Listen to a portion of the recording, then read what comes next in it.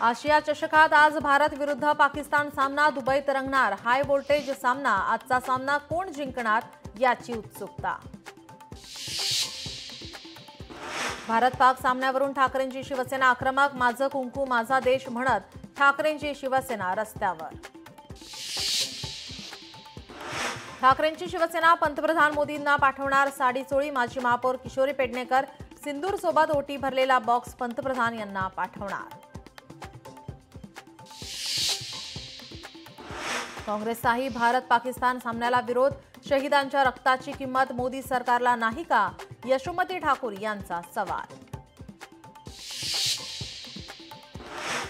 आचार्य देवव्रत अहमदाबादहून मुंबईकडे रवाना। उद्या महाराष्ट्राच्या राज्यपाल पदाचा पदभार स्वीकारणार।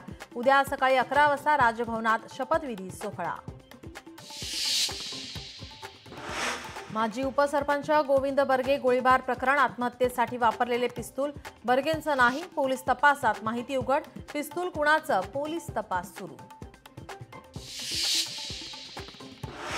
मुंबईच्या हार्बर रेल्वे मार्गावर 14 तासांचा जम्बो ब्लॉक। वडाळा ते मानखुर्द दरम्यान पॉवर ब्लॉक।